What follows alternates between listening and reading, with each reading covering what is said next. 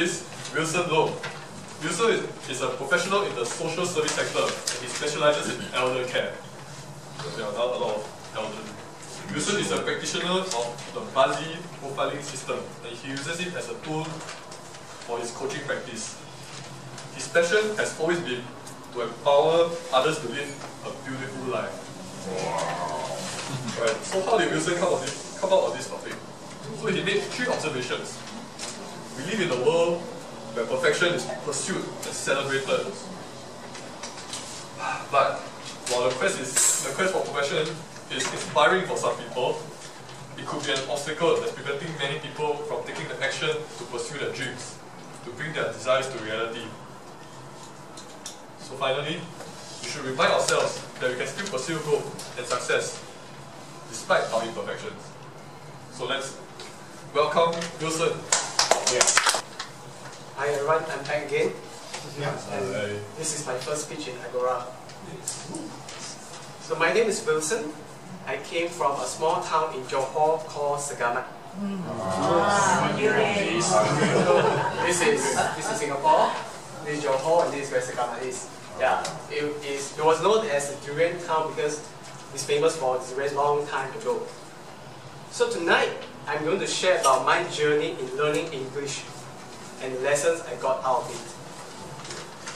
I attended a Chinese primary school for 6 years in my hometown. All my subjects, except English and Malay, were taught in Chinese.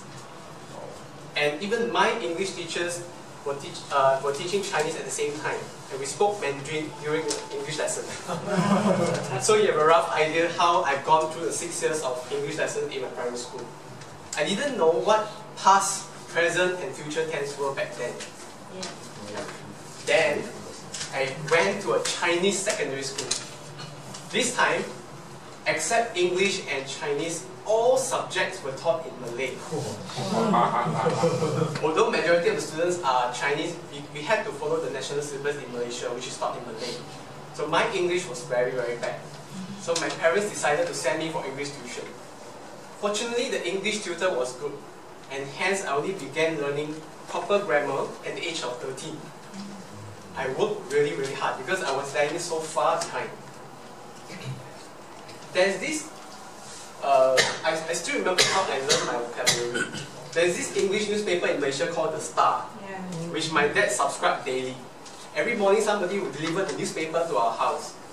But I wasn't interested in reading English newspaper at first, until I'd gone for tuition. I would always have a thick English dictionary and a few little notes beside me whenever I was reading newspapers. Yes, I learned through the old school methods. No Google, no electronic dictionary, just physical dictionary. And by the way, this dictionary was passed down from my dad. So it has been around for many decades. Yeah. Wow. So it's called New Standard English Chinese. So what I did was I'll read the newspaper articles from the beginning to the end, write down all the words that I don't know, look them up one by one in the dictionary, and copy the definitions on the little notes. I learned every word by heart, and I did that for 5 years. Because we have to study for 5 years in the secondary school in Malaysia, there's no streaming option. So I sat for my O-level equivalent exam in secondary 5, and this is my transcript. I managed to take it. So this is a result of the paper. Interesting. Wow. Our English papers were marked twice. The first based on the Malaysian standard, and the second based on the O-level standard. So although I scored A1 for my Malaysian English, what really gave me a huge sense of satisfaction was scoring A1 for my O-level English as well. Wow. So my effort had paid off. Wow. After completing secondary school, I came... But the Chinese didn't get it. Yeah, that's the one. Which is a very ironic. So after completing secondary school, I came to Singapore to pursue my tertiary education. And when I first came to Singapore to study in a polytechnic, my classmates could immediately tell that I was from Malaysia, just from my accent. Yeah. Even until today, some of my colleagues still laugh at my pronunciation and choice of words. So I know my command of English is far from perfect. That's why I'm here at Agora to learn from all of you who are more competent and experienced than me. And I think Agora is a safe environment which allows us to embrace each other's imperfection. Yeah. Right? Yes. We all have the desire to speak, but many of us don't feel we are ready yet at first. We are afraid of making mistakes. We are afraid of what others will think or say about us. And this applies in every aspect in life, not just of speaking.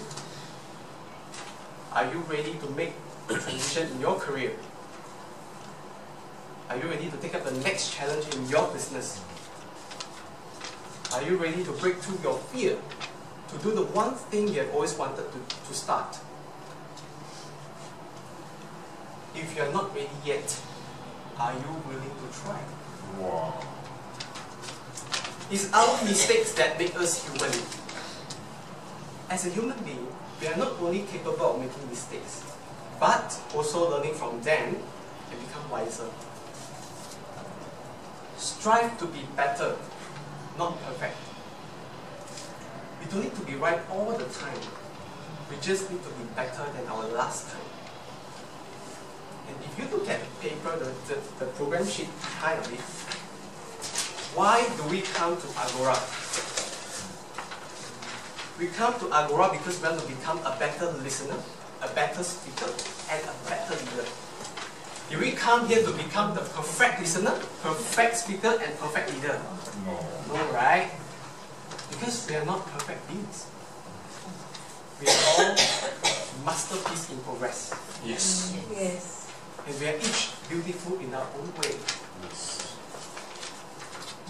So, you are beautiful. You are amazing. And you are good enough.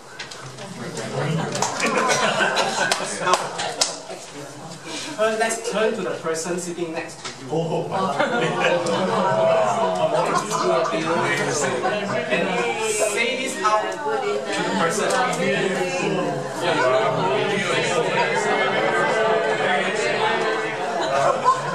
Look into the eyes. Say Wow.